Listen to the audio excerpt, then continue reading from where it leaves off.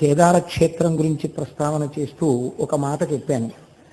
ఆ కేదార క్షేత్ర దర్శనం చేసేటప్పుడు ఒక నియమం ఉన్నది, కానీ సాధారణంగా 95% మంది అటువంటి నియమాన్ని పాటించరు దర్శనం చేసినప్పుడు.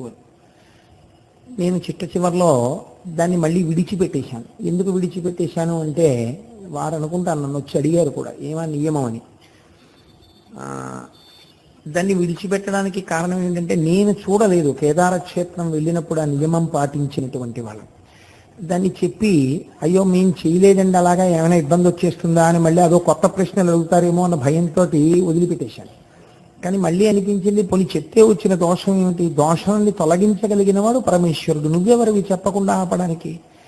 చెబితే ఇక ముందు వెళ్ళేటటువంటి వాళ్ళు అటువంటి భాగ్యాన్ని పొందుతారు. ఒకవేళ వెళ్ళిన వాళ్ళు అలా దర్శనం చెయ్యని వాళ్ళు ఉంటే దానివల్ల దోషం ఏం లేదు. మాకు తెలియదు శంకర, మేము అలా చెయ్యలేదు, మా దోషాన్ని మన్నించు, ఈశ్వరుడు మన్నిస్తాడు.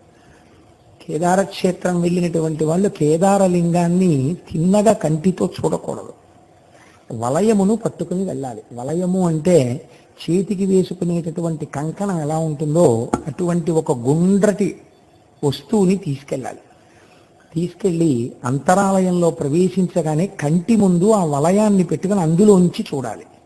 అలా కానీ చూసినట్టయితే కేదారము చాలా గొప్ప శివలింగము కనుక, దర్శనము చేత మోక్షమీయగలిగిన శక్తి కలిగినటువంటి క్షేత్రం కనుక సమస్త బ్రహ్మాండము నిండినవాడు వీడే అని తెలుసుకోవడానికి ఒక వలయాకారాన్ని పెట్టుకుని కంటికి అడ్డంగా అందులోంచి చూడాలి కేదారలింగాన్ని. చూసి అది మళ్ళీ ఈ చేతికున్న ఏ కంకణమో తీసి చూస్తే దాన్ని అక్కడ పెట్టి రావలసి ఉంటుంది కాబట్టి మళ్ళీ మనసు ఒప్పదు. కనుక ముందే చక్కగా ఒక రాగి కంకణమో ఏదో పట్టుకుని వెడితే, రాగి చాలా ప్రశస్తం కనుక ఆ కంకణంలోంచి దర్శనం చేసి దాన్ని అక్కడ విడిచిపెట్టి రావచ్చు. కాబట్టి ఇక ముందు వెళ్ళేటటువంటి వారు అలా ఒక వలయంలోంచి కేదారలింగాన్ని దర్శనం చేసేటటువంటి ప్రయత్నములు చేసేదరుగాక.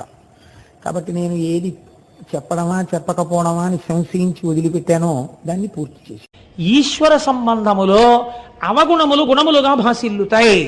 ఇది ఎవరికైనా ఎంతటి వారికైనా. ఈ నేపథ్యంలో మీరు కేదారేశ్వరుడి యొక్క శివలింగం గురించి వినే ప్రయత్నం చేయండి, మీరు తొందరగా సమన్వయం చేసుకోగలుగుతారు. ఇందులో ఆ హిమాలయ పర్వతాల దగ్గర మహానుభావుడు ఆ కేదారేశ్వరంలో ప్రతిరోజు కూడా ఆ నరనారాయణులు ఒక పార్థివలింగాన్ని అక్కడ ఉంచి ఆ పార్థివలింగాన్ని ఆరాధన చేస్తుండేవారు.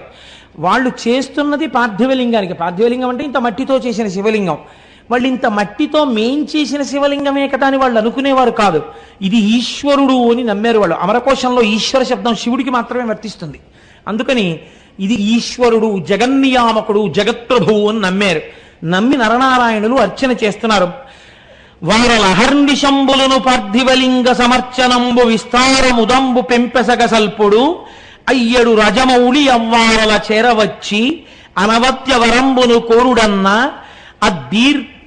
అద్ధీరులిటన్ వసింపుమన దేవరయుండి హిమాటవీ స్థలిన్. ఆ శివలింగంలోంచి పరమశివుడు ఆవిర్భవించి, మీరు చేసినటువంటి పూజకి నేను ఎంతో పొంగిపోయానయ్యా, ఇంత చల్లటి ప్రాంతంలో ఇంత తపస్సులో పార్థివలింగానికి ఇంత అర్చన చేశారు, మీకేం కావాలి కోరుకోమని అడిగారు. అడిగితే, స్వామి ఇక్కడే ఈ బదరీ క్షేత్రానికి ఆవలివేపు హిమాలయ పర్వతాల యొక్క శృంగాల మీద నీవు స్వయంభూమూర్తివై లింగమూర్తివై వెలిసి లోకమును కాపాడు అని అడిగారు. ఎక్కడ హిమాలయ పర్వతాలు? కొన్ని వేల అడుగుల ఎత్తు సముద్ర మట్టానికి. ఆ కేదారం వెళ్ళేటప్పుడు రోడ్డు కొన్ని నెలల్లోనే క్లియర్ చేస్తారు. చేసిన తరువాత అది కూడా అసలు రాత్రిళ్ళు 9 దాటితే కరెంటు తీసేస్తారు. ఇంకా ఆ చీకట్లోనే పడుకోవడం అంతే ఆ కాటేజెస్లో. తెల్లవారిన తర్వాత మీకు అక్కడ ప్రయాణ సాధనాలు, ఒకటి పాదచారి అయి వెళ్ళుట, ఎవరు వెళ్ళరు. ఎందుచేతనంటే సాయంకాలం అయిపోతే మీరు తిరిగి రాలేరు. మంచు హోరుమని వాన పడిపోతుంది. ఇప్పుడు బాగుంటుంది, కాసేపటికి కుంభవృష్టి కింద వర్షం పడిపోతుంది.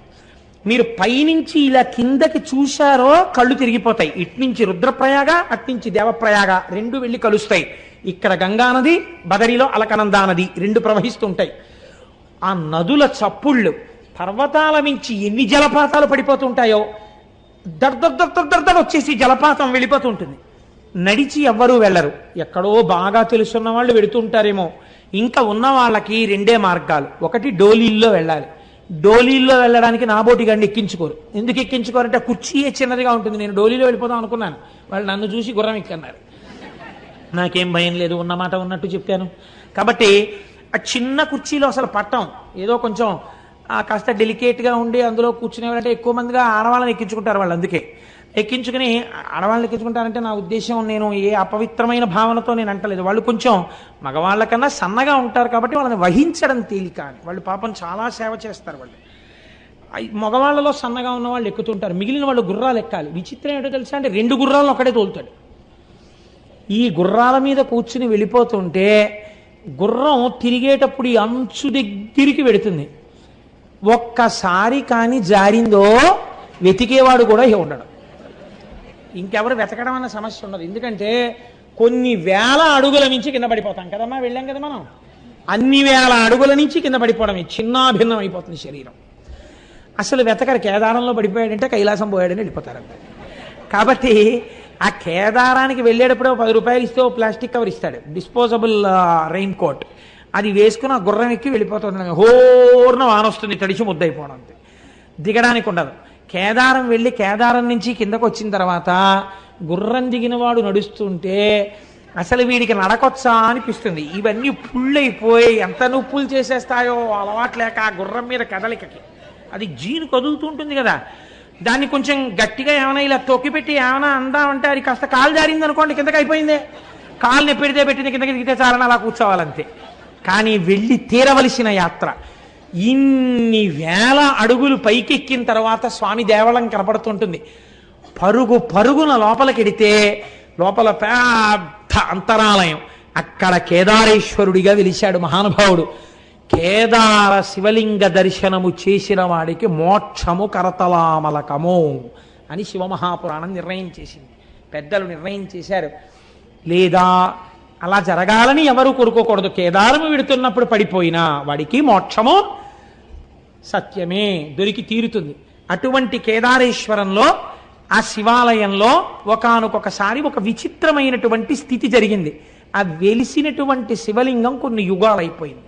యుగాలైపోయిన తర్వాత శివాలయాల్లో శివలింగానికి ఒక గమ్మత్తు ఉంటుంది. శివుడికి పునఃప్రతిష్ఠ ఉండదు. ఎందుకుండదంటే శివలింగం అలా క్షీణించిపోయి ఏదో ఇంత మొక్కు ఉందనుకోండి, అదే శివలింగం అంతే. దానికో కవచమో మట్టో తొడిగేసి అంతే అభిషేకం చేస్తారు. అంతేగాని గుణపాలెట్టి తవ్వేసి మళ్ళీ పునఃప్రతిష్టలనే ఉండవు దానికి. కాబట్టి కొన్ని యుగాలు దాటిన తరువాత అంతం కొన్ని యుగంబులైన పిదపన్ హర్యశ్వ సంకాశుక కుంతీపుత్రకులల్ల లింగమును బల్కూర్మిన్ సమీపింప ఆద్యంతాతీతుడు శంభుడొక్క మహిషంబై పారుటన్ గాంచి ఎక్కౌంతేయుల్ కడుభక్తిమై నుడిసి లాగన్ చిక్కెం పుచ్చం బటన్. ఈ పాండవులందరూ 5గురు కలిసి కేదారేశ్వరలింగ దర్శనానికి వెళ్ళారు. వెళ్ళి ఆ ఆలయంలోకి వెళ్ళి ఉన్నటువంటి చిన్న శివలింగం, అప్పటికి ఆ చిన్న శివలింగ దర్శనం చేసుకుందామని వెళ్ళారు. ఎక్కడి నుంచి వచ్చాడో పరమాత్మ, ఆయనకు అదో ముచ్చట. ఆయన ముచ్చట ఎందుకు అలాగంటే మనం ఏం చెప్తాం? అన్నమాచార్యులు వారు అడిగారు, ఏమిటయ్యా ఈ ఉయ్యాలలో కూడా ఏమిటి, 2 భార్యల్ని చెట్టు 2 పక్కలా పెట్టుకుని, అది పిల్లలందరూ వచ్చారా, నువ్వేమో ఉయ్యాల ఎక్కి ఇటు శ్రీదేవిని ఇటు భూదేవిని పెట్టుకుని చక్క ఉయ్యాలు లొగుతుంటావా? పిల్లలు మనవలు మేమందరం నీ బిడ్డలం, మేమందరం కూర్చుంటే నువ్వేమిటి 2 పిల్లల్ని పెట్టుకుని ఊగడం ఏమిటి అసహ్యంగా, ఏమిటి అలవాటు ఏమిటి నీకని అడిగాడు ఆయన. నాకు అర్థమైందిలే, అలల చెంచలమైన ఆత్మలందుండని కలవాటు చేసని ఉయ్యాల.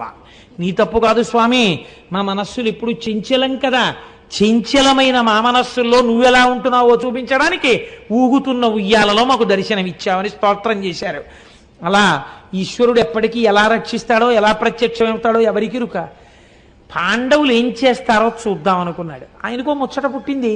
ముచ్చట పుట్టి ఒక చిన్న మహిషము అనగా ఓ దున్నపోతు రూపంలో పరిగెత్తాడు. అక్కడ పరిగెడితే పాండవులు గమనించారు, ఇక్కడికి మహిషం ఎందుకు వస్తుంది, ఇది ఖచ్చితంగా శంకరుడే. మీరు చూడండి, ప్రకృతి సహజంగా మనకు ఒక లక్షణం ఉంటుంది. మీరు ఏదో వెంకటాచలం వెళ్ళామనుకోండి, వెంకటాచలం వెళ్ళి సహస్రదీపాలంకార సేవ అయిపోయిన తర్వాత మీరు లేచి స్వామివారి ఆలయంలోకి వెళ్ళిపోతారని లేచి నమస్కారం చేస్తున్నారు అనుకోండి, ఎవ్వరూ లేరు, ఏదో కాకినాడ నుంచి వెళ్ళిన వాళ్ళు 100 మందో 120 మందో ఉన్నారనుకోండి. ఆ రోజు స్వామి మాడవీధుల్లో వెడుతున్నాడు అనుకోండి, మీరు వెళ్ళిపోతారేంటి రూమ్కి? మాడవీధుల్లో స్వామితో పాటు ఎడదామని వెనకాల వెళ్ళిపోతారు. వెళ్ళిపోయిన తర్వాత ఆయన వెనకాతలు ఇలా దూరంగా నించుని ఏడుకొండలవాడ గోవింద వెంకటరమణ గోవింద అంటూ పెడతారా? కాసేపటికి ఇంకో కోరిక పుడుతుంది, ఒక్కసారి ఇలా పట్టుకుంటే అనిపిస్తుంది. ఇప్పుడు మీరు ఏం చేస్తారు? అవి ఇంతంత ఉంటాయి. వెళ్ళి అయ్యా ఓసారి పట్టుకుంటా ఉంటారు. వాళ్ళు అంటారు మీరు పట్టుకోలేరు అంటారు. సెక్యూరిటీ వాళ్ళు అంటారు పట్టుకోకూడదు అంటారు. అయినా మీరు ఆకలి చూపులు చూస్తున్నారనుకోండి వాళ్ళ వంక, ఒక్కసారి పట్టుకుందామని. పెద్ద ఎవరు లేరు పాపం, వీళ్ళు ఏదో భక్తుల్లో ఉన్నారు, అందరూ కాకినాడ నుంచి వచ్చారు, అందరూ 120 మంది మాట్లాడుకుంటూ ఒక్కసారే కదా వచ్చారు, ఫోన్లే, వాళ్ళు ఏం ప్రమాదకరులు కారు, వీళ్ళు అయ్యప్ప స్వామి వెంకటాచల వైభవం చేసిన వాళ్ళు, అందుకని స్వామి వీళ్లతో మోయించుకోవడానికే ఇవాళ మాడవీధుల్లో తిరుగుతున్నాడు అని వాళ్ళల్లో దూరి వాళ్ళు మొయ్యాలి, నువ్వెవడివి కాదనడానికి, మోయించంటాడు స్వామి. అనగానే వాళ్ళు అంటారు కనుసైగ చేస్తారు అంటారు. అంతే, మన వాళ్ళు 120 మంది పల్లకీకి వాహకులే, మాడవీధులన్నీ మోసేస్తారు. ఇది యథార్థంగా జరిగింది మొన్న మేము వెంకటాచలంలో. ఏమ్మా జరిగిందా లేదా? 120 మంది స్వామిని మోసేసి, మా ప్రసాద్ బాబు గారు అయితే ఎన్ని మాటలు, కోటేశ్వరరావు గారు వెంకటాచలం వైభవం చేసినందుకు మాడవీధుల్లో స్వామిని మోసేశామండి, ఎవ్వరు లేరండి మేమేనండి, వెంకటరమణ గోవింద ఏడుకొండలవాడ గోవింద అంటూ తిరిగేశామండి అని ఎంత పొంగిపోయారో. కాబట్టి ఇప్పుడు ఏమైంది? మన ఆర్తి తీర్చడానికి పరమేశ్వరుడు వస్తే మీరు పట్టుకోకుండా ఊరుకుంటారేంటి? పట్టుకుని తీరుతారు. మహిష రూపంలో వెడుతున్నా అంతటా ఈశ్వర దర్శనం చేశారు పాండవులు. ఆ లింగం మాత్రమే శివుడు అనుకోలేదు, అక్కడ వెడుతున్న మహిషమునందు కూడా శివుడే కనబడ్డారు వాళ్ళకి. ఇక్కడ పాదాలు పట్టుకోవడం కాదురా, మేం మహారాజులం, చక్రవర్తులం, కురుక్షేత్ర యుద్ధం చేసిన వాళ్ళం, తెగటార్చగలిగిన వాళ్ళం, కొన్ని కోట్ల మంది మీద అహంకరించడం కాదు, నా స్వామి దున్నపోతు రూపంలో వెళ్ళిపోతున్న ఇది శివుడే. అంతటా శివుణ్ణి చూడడం, కేదారంలో శివుణ్ణి చూశాకొచ్చింది వాళ్ళకి. కాబట్టి ఇప్పుడు దీనికి కాళ్ళు అట్టుకోవాలని ఆ మహిషన్ దగ్గరికి వెళ్ళారు. కాళ్ళు అందలేదేమంది, ఇది తోక అందింది. వాళ్ళు చాలు మా స్వామి తోక అందిందని గబగబ గబగబ ఈశ్వర స్వరూపంగా తోక పట్టుకున్నారు. వాళ్ళ భక్తికి మెచ్చుకున్నవాడై ఈశ్వరుడు తన పృచ్ఛభాగాన్ని అక్కడ విడిచిపెట్టి దాన్ని శివలింగంగా మార్చేశాడు. అదే ఇప్పుడు మనందరం దర్శనం చేస్తున్నటువంటి కేదారలింగం.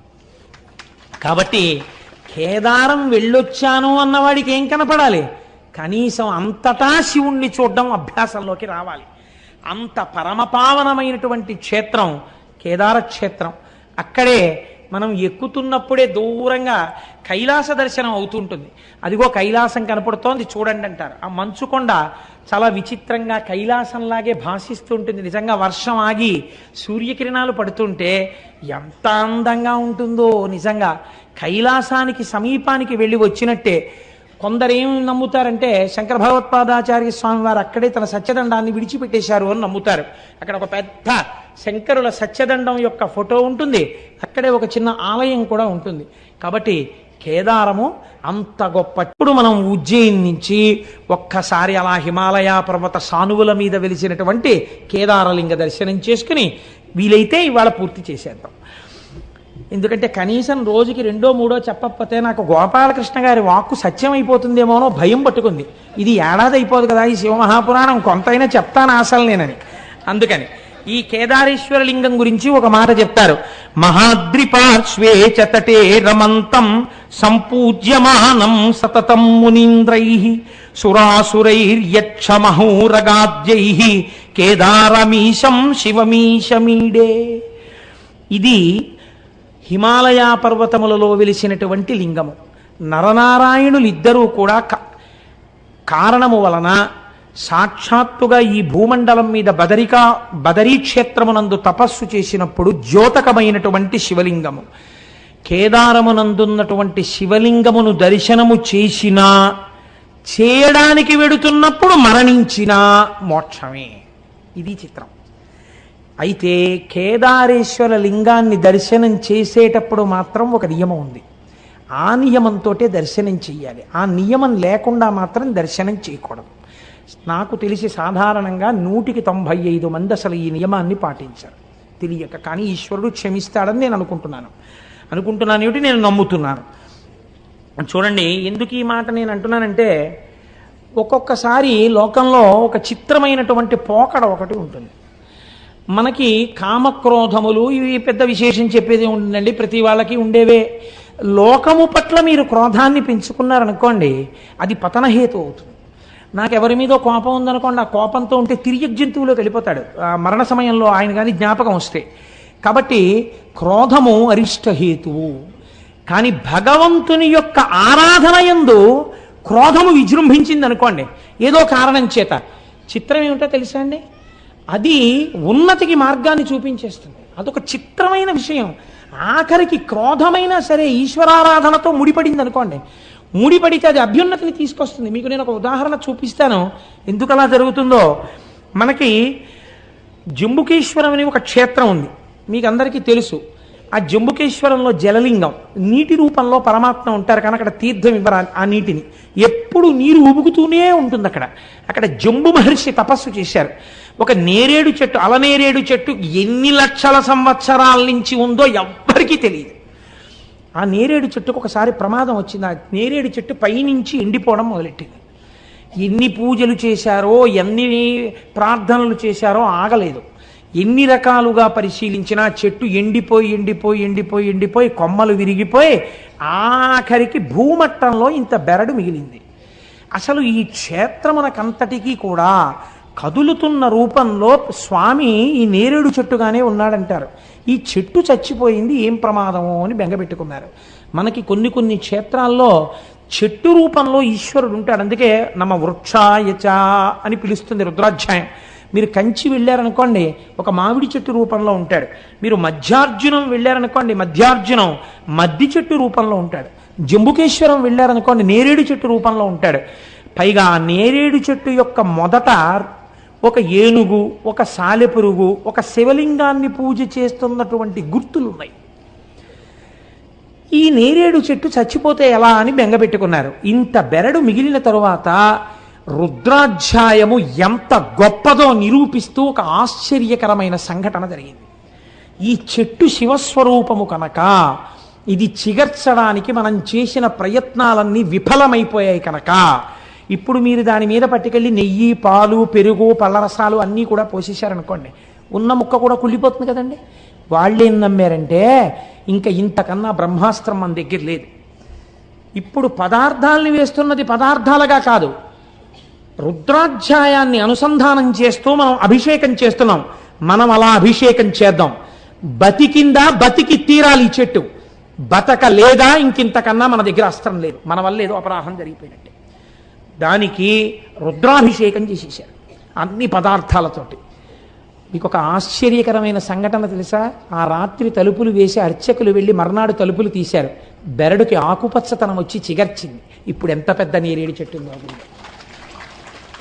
ఇప్పుడు మీరు జంబుకేశ్వరం వెళితే పెద్ద నేరేడు చెట్టు కనపడుతుంది. మళ్ళీ ఆ చెట్టు మొదట్లో ఒక సాలెపురుగు, ఒక పాము ఉంటాయి. ఎందుకుంటాయో తెలుసా అండి? శ్రీకాళహస్తిలాగే అక్కడ కూడా అంత ఇతపూర్వం అక్కడ జంబు మహర్షి తపస్సు చేసినప్పుడు పెద్ద ఆలయం ఉండేది కాదు. ఒక సాలెపురుగు ప్రతిరోజు వచ్చి ఆ శివలింగం మీద ఒక గూడు అల్లేది. అల్లి నేను స్వామికి వస్త్రం కట్టాననుకుని మురిసిపోయేది. ఏనుగులు చాలా ఉండేవన్నీ నేరేడు వనాలు. ఆ నేరేడు తోటల్లో తిరుగుతుండేవి ఆ ఏనుగులు. ఒక ఏనుగు రోజు కావేరీ నదీ జలాలు తన తొండ నిండా పుచ్చుకొని, ఎక్కడి సంస్కారమో ఎవరికి తెలుసండి? జీవుడి సంస్కారాలు మనం చెప్పలేం. నేను ఇవాళ పొద్దున్న ఒక పిల్లవాడికి అక్షరాభ్యాసం చేశాను. ఆ పిల్లవాడు 7వ నెలలో పుట్టేసేట. 7వ నెలలో పుట్టేసినటువంటి పిల్లవాడు కాబట్టి బతుకుతాడు అనుకోలేదు. ఏదో గాజు పేటికలలో పెట్టి 6,000 రూపాయల ఇంజక్షన్లు ఇచ్చేవారు. ఆ పిల్లవాడు బతికాడు. వాడు చిత్రం ఏమిటో తెలుసా అండి? వాడు ఇంతప్పటి నుంచి బొట్టు లేకపోతే వాడు ఒప్పుకోడు. వాడికి ఇంకా మాటలు సరిగ్గా రావు. బొత్తు బొత్తు అంటాడు. వాడికి బొట్టు కానీ కొంచెం ఇలా చెరిగితే వాడు ప్రత్యేకం అద్దం దగ్గరికి వెళ్ళి నిలబడి చూసుకుంటూ ఉంటాడు. నేను హైదరాబాద్లో వాళ్ళ ఇంటికి వెళ్ళినప్పుడు చూశాను. వాడికి బొట్టు కొంచెం కరిగితే వాడు వాళ్ళ అమ్మ దగ్గరికి వచ్చి, అమ్మ బొత్తెత్తు, అమ్మ బొత్తెత్తు, అమ్మ బొత్తెత్తు అంటాడు. వాళ్ళ అమ్మ ఉండరా కాసేపు అంటే గబగబా వెళ్ళి డ్రెస్సింగ్ టేబుల్ లాకేసి తిలకం సీసా తెచ్చేస్తాడు. తెచ్చి అమ్మ బొత్తెత్తు, అమ్మ బొత్తెత్తు అంటాడు. అని వాడు తిలకం బొట్టు ఎట్టుకుంటాడు. అంత చిన్నపిల్లవాడిని నేను బొట్టు లేకుండా ఎన్నడూ చూడలేదు. బహుశా నేను అనుకుంటున్నాను వాళ్ళ అమ్మమ్మ గారు ఏర్పాటు చేసిన సంస్కార బలం. ఆ పిల్లవాడు 7వ నెలలో పుట్టేస్తే రోజు భగవాన్ రమణుల నామం చెప్తూ కూర్చునేవారు ఆవిడ.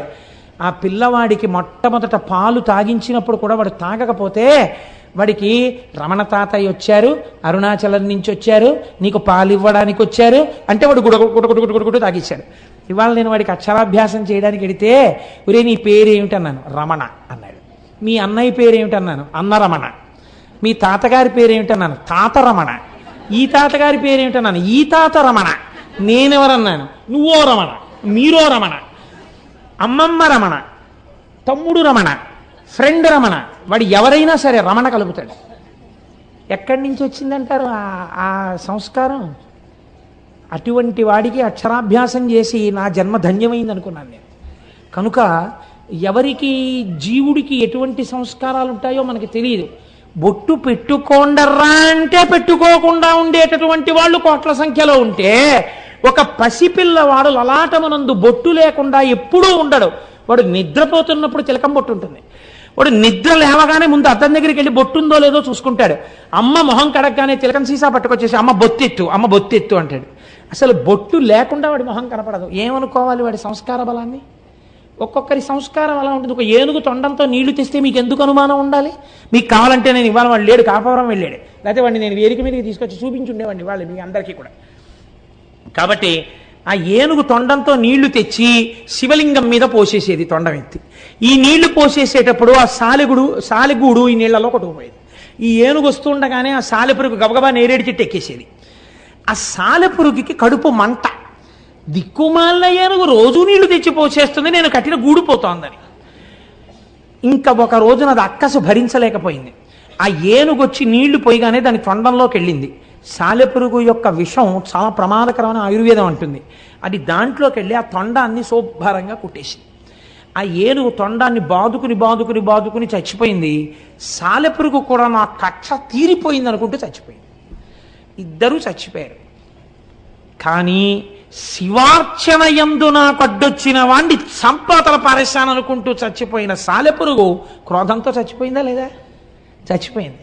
కానీ వచ్చే జన్మలో ఏమై పుట్టిందో తెలుసా అండి? ద్రవిడ దేశమునందు ఒక గొప్ప రాజై పుట్టింది. ఆయన పేరు కొచ్చంగ చోళుడు. కొచ్చంగ చోళుడు అంటే రక్తాక్ష చోళుడు అంటారు. కిరీటము తల మీద ఉన్నవాడు, ఎర్రని కన్నులున్నవాడు. ఈ కొచ్చంగ చోళుడు ఎన్ని శివాలయాలో దగ్గరగా 700 శివాలయాలని ఆయన పునర్నిర్మాణం చేశాడు. పూజాధికాలు జరిగేటట్టుగా 700 శివాలయాలకి చేసినప్పుడు ఇలా ఎవరైనా తమిళనాట దేవాలయాలకి సేవ చేస్తే వాళ్ళు దాన్ని తిరుపణి అని పిలుస్తూ ఉంటారు. ఈ కొచ్చంగ చోళుడు చేసినటువంటి ఈ సేవని మాత్రం వాళ్ళు యానయ్యారా తిరుప్పణి అని పిలిచేవారు. ఎందుకో తెలుసా అండి? 700 శివాలయాలు కట్టినప్పుడు కూడా పునర్నిర్మాణంలో ఆయన ఎందుకు అలా ప్లాన్ గీయించేవాడో తెలియదు. ఏనుగులు దూరని శివాలయాలు కట్టించాడు. ఆ ఊరికి ఏనుగు రాకపోయినా సరే ఏనుగు లోపలికి వెళ్ళలేదు, అలాంటి గుళ్ళు కట్టాడు. ఎక్కడిదో తెలుసా అండి క్రోధం? సాలెపురుగు. ఏనుగు వస్తుందేమో గుళ్ళోకని ఏనుగు రాని శివాలయాలు 700 కట్టాడు ఆయన. చూడండి, క్రోధం మిగిలిన వాళ్ళ మీద పెట్టుకుంటే పతనహేతు. అదే క్రోధం ఈశ్వరార్చన యందు పెట్టుకున్నవాడు 700 శివాలయాలు ఏనుగుల లోపలికి వెళ్లకుండా కట్టాడు. మీరు ఇప్పటికీ తిరువాణక్కోయిల్ అంటారు తమిళనాడులో. మీరు జంబుకేశ్వరం వెడితే జంబుకేశ్వరంలో శివాలయంలోకి ఇక్కడికి ఏనుగులు రావండి, చూశారా గుమ్మాలు ఎలా ఉంటాయో? ఏనుగు ఇందులోకి రాలేదు అని చెప్తారు వాళ్ళు. ఏనుగులు రాని గుళ్ళు కట్టిన వాళ్ళల్లో కొచ్చంగ చోళుడు ఒకడు. కొచ్చంగ చోళుడే కట్టాడు జంబుకేశ్వరం కూడా. కాబట్టి రక్షించిందా రక్షించదా? రక్షిస్తుంది. ఒక్కొక్కరికి అర్థం లేని మగ్గు పట్టు ఉంటుంది. ఆ పట్టు ఎందుకు చేస్తాడు వాడు అంటే మీరేం చెప్పలేరు. ఇవన్నీ మీరు మామూలుగా పురాణ కథని అలా చందమామ తిరిగిరేసినట్టు తిరిగేసారనుకోండి, అబ్బెబ్బే they don't stand for the reason అండి. ఏమిటంటే ఈ కథలు అంటారు. కాదు, మీరు సమన్వయం చేసుకోవాలి. చాలా జాగ్రత్తగా ఋషులు అనవసరంగా చెప్పరు. దీని వెనక హేతువేది మీరు జాగ్రత్తగా సమన్వయం చేసి చదివితే మీకు అర్థం అవుతుంది. మీరు ఇవి నేను ఎందుకు చెప్తున్నానో తెలుసా అండి? మీరు కేదార దర్శనం చేసేటప్పుడు మీకు ఇవి స్ఫురణలోకి రావాలి. లేకపోతే అక్కడ ఒక గేది కింద పరిగెడుతుంటే పాండవులు పట్టుకున్నారండి, తోక ఊడిపోయి శివలింగం అయిందని నేను చెప్పాను అనుకోండి. ఒక పద్యం ఏమిటండి ఇది, తోక ఊడిపోయి శివలింగం అవడం ఏంటండి అంటారు మీరు. నేను దానికోసం ఈ నేపథ్యాన్ని వేస్తున్నాను. బాగా నాటుకోవాలన్నది నా తాపత్రయం. నాకేం చేతకపోయినా, నాకే లేకపోయినా. కానీ మీరు చూడండి, ఒక్కొక్కడికి శివారాధన యందు మూర్ఖత్వం ఉంటుంది, లేదా ఈశ్వరారాధన యందు మూర్ఖత్వం ఉంటుంది. మామూలు మూర్ఖత్వం చాలా ప్రమాదకరం. మూర్ఖజన చిత్తము తెల్పన సాక్ష్యమేరికిన్ అంటాడు భర్తృహరి. మూర్ఖుడిని ఎవడు బాగు చేయలేడు రాన్నాడు ఆయన. కానీ శివార్చన యందు, ఈశ్వరార్చన యందు, ఇది విష్ణు స్వరూపం కానివ్వండి, శివస్వరూపం కానివ్వండి, మూర్ఖత్వంతో ఉన్నా సరే రక్షించేస్తుందండి. మీకు నేను ఒక ఉదాహరణ చెప్తాను. మనకున్న నాయనార్లలో దండి అడిగల నాయనార్ అని ఒక నాయనారు ఉన్నారు. ఈయనకి 2 కళ్ళు లేవు. ఈ దండి అడిగల నాయనార్ దగ్గరికి వెళ్ళి ఎవరో చెప్పారు, అయా శివాలయం పక్కనున్నటువంటి తటాకాన్ని ఆ రోజులలో శివార్చనని అంగీకరించినటువంటి మతస్థులు, పేర్లు చెప్తే మళ్ళీ లేనిపోని ఇబ్బందులు ఎందుకు వచ్చిందని, అన్యమతస్థులు తటాకాన్ని కప్పెట్టేస్తున్నారని చెప్పారు. నాకా 2 కళ్ళు లేవు, నేను వెళ్ళి ఏం తవ్వుతాను అని ఆయన అనుకునేవాడు కాదు. రాత్రి వాళ్ళు పనిచేయరు కదా, వాళ్ళు ఎంత కప్పెట్టేశారో నేనంతా మళ్ళీ తవ్వేస్తానని ఈయన గుణపం పారా పట్టుకుని అందులో దిగిపోయేవాడు. వాళ్ళు కొన్ని 100 మంది కలిసి కప్పెట్టేవారు. ఈయన ఒక్కడు అంధుడు దిగేవాడు. దిగి పారతో వేసేసి అది ఎటు వేస్తున్నాడో కూడా తెలియదు ఆయనకి పాపం. తడుముకుంటూ వెళ్ళి పైన వేసేసి నేను మళ్ళీ శివుడికి తటాకం తవ్వేస్తున్నాను అనేవాడు. ఒకరోజు తెల్లవారిపోయిందని తెలుస్తుందా? తెలియదు ఆయనకు, అంధుడు. అన్యమతస్థులు వచ్చేసారు. వచ్చేసి చూశారు, హోరి గుడ్డివాడా, అంధుడా, మేము కప్పెట్టే తటాకాన్ని నువ్వు తవ్వగలిగిన మొనగాడివా, నువ్వు తవ్వుతావురా అంధుడివి అన్నాడు. ఆయనకి ఎక్కడలేని కోపం వచ్చేసింది, మూర్ఖత్వం వచ్చేసింది ఆ కోపంలోంచి. ఏమన్నారా నన్ను అంధుడు అన్నారా?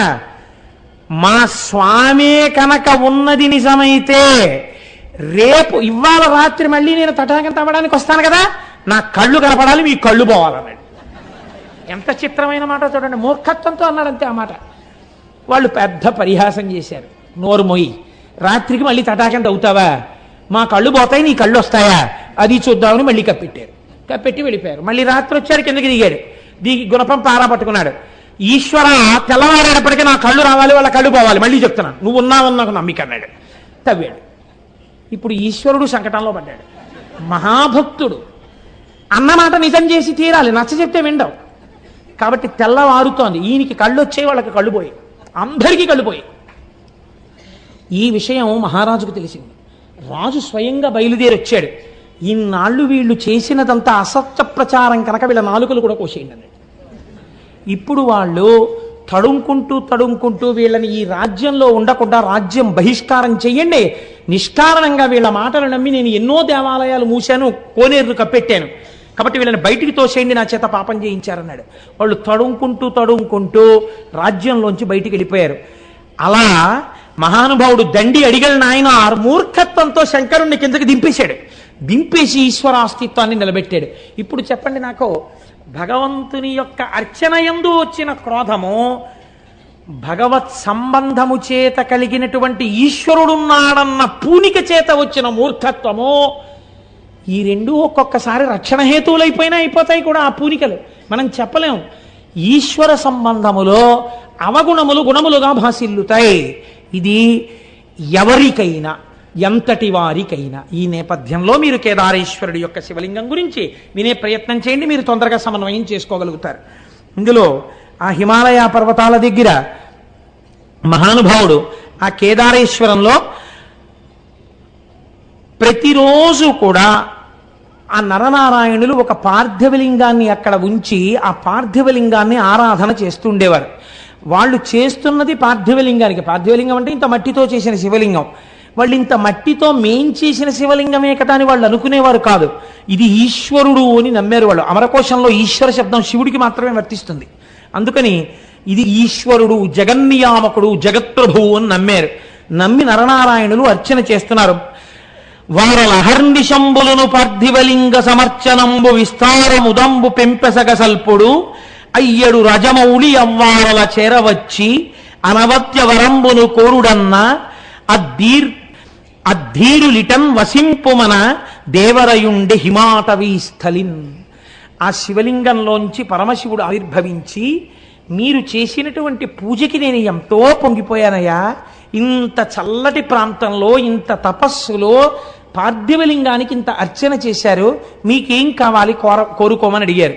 అడిగితే, స్వామి ఇక్కడే ఈ బదరీ క్షేత్రానికి ఆవలివేపు హిమాలయ పర్వతాల యొక్క శృంగాల మీద నీవు స్వయంభూమూర్తివై లింగమూర్తివై వెలిసి లోకమును కాపాడు అని అడిగారు. ఎక్కడ హిమాలయ పర్వతాలు? కొన్ని వేల అడుగుల ఎత్తు సముద్ర మట్టానికి. ఆ కేదారం వెళ్ళేటప్పుడు రోడ్డు కొన్ని నెలల్లోనే క్లియర్ చేస్తారు. చేసిన తరువాత అది కూడా అసలు రాత్రిళ్ళు 9 దాటితే కరెంటు తీసేస్తారు. ఇంకా ఆ చీకట్లోనే పడుకోవడం అంతే ఆ కాటేజెస్లో. తెల్లవారిన తర్వాత మీకు అక్కడ ప్రయాణ సాధనాలు ఒకటి పాదచారి అయి వెళ్ళుట, ఎవరు వెళ్ళరు. ఎందుచేతనంటే సాయంకాలం అయిపోతే మీరు తిరిగి రాలేరు. మంచు హోరుమని వాన పడిపోతుంది. ఇప్పుడు బాగుంటుంది, కాసేపటికి కుంభవృష్టి కింద వర్షం పడిపోతుంది. మీరు పైనుంచి ఇలా కిందకి చూశారో కళ్ళు తిరిగిపోతాయి. ఇట్నుంచి రుద్రప్రయాగ, అట్నుంచి దేవప్రయాగ రెండు వెళ్ళి కలుస్తాయి. ఇక్కడ గంగానది, బదరిలో అలకనందా నది రెండు ప్రవహిస్తూ ఉంటాయి. ఆ నదుల చప్పుళ్ళు, పర్వతాల మించి ఎన్ని జలపాతాలు పడిపోతుంటాయో దర్దర్ వచ్చేసి జలపాతం వెళ్ళిపోతూ ఉంటుంది. నడిచి ఎవ్వరూ వెళ్ళరు. ఎక్కడో బాగా తెలుసున్న వాళ్ళు వెడుతుంటారేమో. ఇంకా ఉన్న వాళ్ళకి రెండే మార్గాలు. ఒకటి డోలీల్లో వెళ్ళాలి. డోలీల్లో వెళ్ళడానికి నాబోటి గండి ఎక్కించుకోరు. ఎందుకు ఎక్కించుకోరంటే కుర్చీయే చిన్నదిగా ఉంటుంది. నేను డోలీలో వెళ్ళిపోదాం అనుకున్నాను, వాళ్ళు నన్ను చూసి గుర్రం ఎక్కన్నారు. నాకేం భయం లేదు, ఉన్నమాట ఉన్నట్టు చెప్పాను. కాబట్టి ఆ చిన్న కుర్చీలో అసలు పట్టం, ఏదో కొంచెం కాస్త డెలికేట్గా ఉండి అందులో కూర్చునే వాళ్ళంటే ఎక్కువ మందిగా ఆడవాళ్ళని ఎక్కించుకుంటారు వాళ్ళు. అందుకే ఎక్కించుకుని ఆడవాళ్ళని ఎక్కించుకుంటారంటే నా ఉద్దేశం, నేను ఏ అపవిత్రమైన భావనతో నేను అంటలేదు. వాళ్ళు కొంచెం మగవాళ్ళ కన్నా సన్నగా ఉంటారు కాబట్టి వాళ్ళని వహించడం తేలిక అని. వాళ్ళు పాపం చాలా సేవ చేస్తారు. వాళ్ళు మగవాళ్ళలో సన్నగా ఉన్న వాళ్ళు ఎక్కుతుంటారు, మిగిలిన వాళ్ళు గుర్రాలు ఎక్కాలి. విచిత్రం ఏంటో తెలుసా అంటే 2 గుర్రాలను ఒకటే తోలుతాడు. ఈ గుర్రాల మీద కూర్చుని వెళ్ళిపోతుంటే గుర్రం తిరిగేటప్పుడు ఈ అంచు దగ్గరికి వెడుతుంది. ఒక్కసారి కానీ జారిందో వెతికేవాడు కూడా ఉండడు.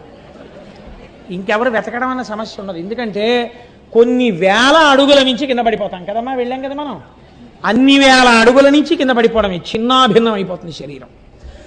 అసలు వెతకరు. కేదారంలో పడిపోయాడంటే కైలాసం పోయాడని వెళ్ళిపోతారంట.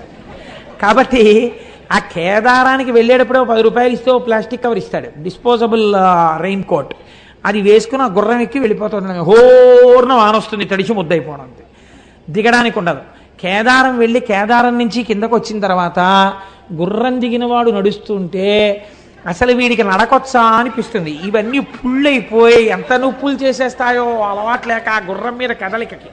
అది జీను కదులుతుంటుంది కదా, దాన్ని కొంచెం గట్టిగా ఏమైనా ఇలా తొక్కిపెట్టి ఏమైనా అందామంటే అది కాస్త కాలు జారింది అనుకోండి, కిందకి అయిపోయిందే. కాలుని పెడితే పెట్టింది, కిందకి దిగితే చాలని అలా కూర్చోవాలంతే. కానీ వెళ్ళి తీరవలసిన యాత్ర. ఇన్ని వేల అడుగులు పైకెక్కిన తర్వాత స్వామి దేవళం కనపడుతుంటుంది.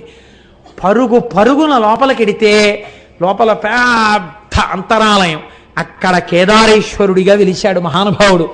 కేదార శివలింగ దర్శనము చేసిన వాడికి మోక్షము కరతలామలకము అని శివమహాపురాణం నిర్ణయం చేసింది.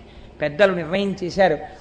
లేదా అలా జరగాలని ఎవరు కోరుకోకూడదు. కేదారము విడుతున్నప్పుడు పడిపోయినా వాడికి మోక్షము సత్యమే, దొరికి తీరుతుంది. అటువంటి కేదారేశ్వరంలో ఆ శివాలయంలో ఒకానొకసారి ఒక విచిత్రమైనటువంటి స్థితి జరిగింది. ఆ వెలిసినటువంటి శివలింగం కొన్ని యుగాలైపోయింది. యుగాలైపోయిన తర్వాత శివాలయాల్లో శివలింగానికి ఒక గమ్మత్తు ఉంటుంది. శివుడికి పునఃప్రతిష్ఠ ఉండదు. ఎందుకుండదంటే శివలింగం అలా క్షీణించిపోయి ఏదో ఇంత మొక్కు ఉందనుకోండి, అదే శివలింగం అంతే. దానికో కవచమో మట్టో తొడిగేసి అంతే అభిషేకం చేస్తారు. అంతేగాని గుణపాలెట్టి తవ్వేసి మళ్ళీ పునఃప్రతిష్టలనే ఉండవు దానికి. కాబట్టి కొన్ని యుగాలు దాటిన తరువాత అంతం కొన్ని యుగంబులైన పిదపన్ హర్యశ్వ సంకాశుక కుంతీపుత్రకులలింగమును బల్కూర్మిన్ సమీపింప ఆద్యంతాతీతుడు శంభుడొక్క మహిషంబై పారుటన్ గాంచి కౌంతేయుల్ కడుభక్తిమై నుడిసి లాగన్ చిక్కెం పుచ్చం బటన్. ఈ పాండవులందరూ 5గురు కలిసి కేదారేశ్వరలింగ దర్శనానికి వెళ్ళారు. వెళ్ళి ఆ ఆలయంలోకి వెళ్ళి ఉన్నటువంటి చిన్న శివలింగం, అప్పటికి ఆ చిన్న శివలింగ దర్శనం చేసుకుందామని వెళ్ళారు. ఎక్కడి నుంచి వచ్చాడో పరమాత్మ, ఆయనకు అదో ముచ్చట. ఆయన ముచ్చట ఎందుకు అలాగంటే మనం ఏం చెప్తాం? అన్నమాచార్యులు వారు అడిగారు, ఏమిటయ్యా ఈ ఉయ్యాలలో కూడా ఏమిటి, 2 భార్యల్ని చెట్టు 2 పక్కలా పెట్టుకుని, అది పిల్లలందరూ వచ్చారా, నువ్వేమో ఉయ్యాల ఎక్కి ఇటు శ్రీదేవిని ఇటు భూదేవిని పెట్టుకుని చక్క ఉయ్యాలు లొగుతుంటావా? పిల్లలు మనవలు మేమందరం నీ బిడ్డలు మేమందరం కూర్చుంటే నువ్వేమిటి 2 పిల్లల్ని పెట్టుకుని ఊగడం ఏమిటి అసహ్యంగా, ఏమిటి అలవాటు ఏమిటి నీకని అడిగాడు ఆయన. నాకు అర్థమైందిలే, అలల చెంచలమైన ఆత్మలందుండని కలవాటు చేసని ఉయ్యాల. నీ తప్పు కాదు స్వామి, మా మనస్సులు ఇప్పుడు చెంచలం కదా, చెంచలమైన మా మనస్సుల్లో నువ్వెలా ఉంటున్నావో చూపించడానికి ఊగుతున్న ఉయ్యాలలో మాకు దర్శనమిచ్చావని స్తోత్రం చేశారు. అలా ఈశ్వరుడు ఎప్పటికీ ఎలా రక్షిస్తాడో, ఎలా ప్రత్యక్షమవుతాడో ఎవరికి రుక. పాండవులు ఏం చేస్తారో చూద్దాం అనుకున్నాడు. ఆయనకో ముచ్చట పుట్టింది. ముచ్చట పుట్టి ఒక చిన్న మహిషము అనగా ఓ దున్నపోతు రూపంలో పరిగెత్తాడు. అక్కడ పరిగెడితే పాండవులు గమనించారు, ఇక్కడికి మహిషం ఎందుకు వస్తుంది, ఇది ఖచ్చితంగా శంకరుడే. మీరు చూడండి, ప్రకృతి సహజంగా మనకు ఒక లక్షణం ఉంటుంది. మీరు ఏదో వెంకటాచలం వెళ్ళామనుకోండి, వెంకటాచలం వెళ్ళి సహస్రదీపాలంకార సేవ అయిపోయిన తర్వాత మీరు లేచి స్వామివారి ఆలయంలోకి వెళ్ళిపోతారని లేచి నమస్కారం చేస్తున్నారనుకోండి, ఎవ్వరూ లేరు, ఏదో కాకినాడ నుంచి వెళ్ళిన వాళ్ళు 100 మందో 120 మందో ఉన్నారనుకోండి. ఆ రోజు స్వామి మాడవీధుల్లో వెడుతున్నాడు అనుకోండి, మీరు వెళ్ళిపోతారేంటి రూమ్కి, మాడవీధుల్లో స్వామితో పాటు ఎడదామని వెనకాల వెళ్ళిపోతారు. వెళ్ళిపోయిన తర్వాత ఆయన వెనకాతలు ఇలా దూరంగా నించుని ఏడుకొండలవాడ గోవింద, వెంకటరమణ గోవింద అంటూ పెడతారా? కాసేపటికి ఇంకో కోరిక పుడుతుంది, ఒక్కసారి ఇలా పట్టుకుంటే అనిపిస్తుంది. ఇప్పుడు మీరు ఏం చేస్తారు, అవి ఇంతంత ఉంటాయి, వెళ్ళి అయ్యా ఓసారి పట్టుకుంటా ఉంటారు. వాళ్ళు అంటారు మీరు పట్టుకోలేరు అంటారు, సెక్యూరిటీ వాళ్ళు అంటారు పట్టుకోకూడదంటారు. అయినా మీరు ఆకలి చూపులు చూస్తున్నారనుకోండి, వాళ్ళ వంక ఒక్కసారి పట్టుకుందామని. పెద్ద ఎవరు లేరు పాపం, వీళ్ళు ఏదో భక్తుల్లో ఉన్నారు, అందరూ కాకినాడ నుంచి వచ్చారు, అందరూ 120 మంది మాట్లాడుకుంటూ ఒక్కసారే కదా వచ్చారు, ఫోన్లే, వాళ్ళు ఏం ప్రమాదకరులు కారు, వీళ్ళు అయ్యప్ప స్వామి వెంకటాచల వైభవం చేసిన వాళ్ళు, అందుకని స్వామి వీళ్లతో మోయించుకోవడానికే ఇవాళ మాడవీధుల్లో తిరుగుతున్నాడు అని వాళ్ళల్లో దూరి వాళ్ళు మొయ్యాలి, నువ్వెవడివి కాదనడానికి, మోయించంటాడు స్వామి. అనగానే వాళ్ళు అంటారు కనుసైగా చేస్తారు అంటారు. అంతే, మన వాళ్ళు 120 మంది పల్లకి వాహకులే, మాడవీధులన్నీ మోసేస్తారు. ఇది యథార్థంగా జరిగింది. మనం మేము వెంకటాచలం ఏమ్మా జరిగిందా లేదా? 120 మంది స్వామిని మోసేసి, మా ప్రసాద్ బాబు గారు అయితే ఎన్ని మాటలు, కోటేశ్వరరావు గారు వెంకటాచలం వైభవం చేసినందుకు మాడవీధుల్లో స్వామిని మోసేశామండి, ఎవ్వరు లేరండి మేమేనండి, వెంకటరమణ గోవింద, ఏడుకొండలవాడ గోవింద అంటూ తిరిగేశామండి అని ఎంత పొంగిపోయారో. కాబట్టి ఇప్పుడు ఏమైంది, మన ఆర్తి తీర్చడానికి పరమేశ్వరుడు వస్తే మీరు పట్టుకోకుండా ఊరుకుంటారేమిటి, పట్టుకుని తీరుతారు. మహిష రూపంలో వెడుతున్నా అంతటా ఈశ్వర దర్శనం చేశారు పాండవులు. ఆ లింగం మాత్రమే శివుడు అనుకోలేదు, అక్కడ వెడుతున్న మహిషమునందు కూడా శివుడే కనబడ్డారు వాళ్ళకి. ఇక్కడ పాదాలు పట్టుకోవడం కాదురా, మేం మహారాజులం, చక్రవర్తులం, కురుక్షేత్ర యుద్ధం చేసిన వాళ్ళం, తెగటార్చగలిగిన వాళ్ళం, కొన్ని కోట్ల మంది మీద అహంకరించడం కాదు, నా స్వామి దున్నపోతు రూపంలో వెళ్ళిపోతున్న ఇది శివుడే. అంతటా శివుణ్ణి చూడడం, కేదారంలో శివుణ్ణి చూశాకొచ్చింది వాళ్ళకి. కాబట్టి ఇప్పుడు దీన్ని కాళ్ళు అట్టుకోవాలని ఆ మహిషం దగ్గరికి వెళ్ళారు. కాళ్ళు అందలేదేమంది, ఇది తోక అందింది. వాళ్ళు చాలు మా స్వామి తోక అందిందని గబగబ గబగబా ఈశ్వర స్వరూపంగా తోక పట్టుకున్నారు. వాళ్ళ భక్తికి మెచ్చుకున్నవాడై ఈశ్వరుడు తన పృచ్ఛభాగాన్ని అక్కడ విడిచిపెట్టి దాన్ని శివలింగంగా మార్చేశాడు. అదే ఇప్పుడు మనందరం దర్శనం చేస్తున్నటువంటి కేదారలింగం. కాబట్టి కేదారం వెళ్ళొచ్చాను అన్నవాడికి ఏం కనపడాలి, కనీసం అంతటా శివుణ్ణి చూడడం అభ్యాసంలోకి రావాలి. అంత పరమపావనమైనటువంటి క్షేత్రం కేదార క్షేత్రం. అక్కడే మనం ఎక్కుతున్నప్పుడే దూరంగా కైలాస దర్శనం అవుతుంటుంది. అదిగో కైలాసం కనపడుతోంది చూడండి అంటారు. ఆ మంచుకొండ చాలా విచిత్రంగా కైలాసంలాగే భాషిస్తూ ఉంటుంది. నిజంగా వర్షం ఆగి సూర్యకిరణాలు పడుతుంటే ఎంత అందంగా ఉంటుందో. నిజంగా కైలాసానికి సమీపానికి వెళ్ళి వచ్చినట్టే. కొందరేం నమ్ముతారంటే శంకర భగవత్పాదాచార్య స్వామి వారు అక్కడే తన సత్యదండాన్ని విడిచిపెట్టేశారు అని నమ్ముతారు. అక్కడ ఒక పెద్ద శంకరుల సత్యదండం యొక్క ఫోటో ఉంటుంది, అక్కడే ఒక చిన్న ఆలయం కూడా ఉంటుంది. కాబట్టి కేదారము అంత గొప్ప క్షేత్రము. ఇవాల్టి రోజున మనం ఈశ్వరానుగ్రహం చేత ఉజ్జయిని వెళ్ళాం, మహాకాళ దర్శనం చేసుకున్నాం, కేదారం వెళ్ళాం, కేదారేశ్వరుడి దర్శనం చేసుకున్నాం. రేపటి రోజున అసలు లోకమునకు బలవంతులకు బలవంతుడెవడో, ఎవడి అనుగ్రహం చేత ఈ లోకములు నిలబడుతున్నాయో, ఎవడు భీముడో. మీరు రోజు శివాష్టోత్తరంలో భీమశబ్దంతో ఎవరిని పిలుస్తున్నారో అటువంటి శివలింగముల యొక్క దర్శనం కొన్ని రేపు మనం ప్రారంభం చేద్దాం.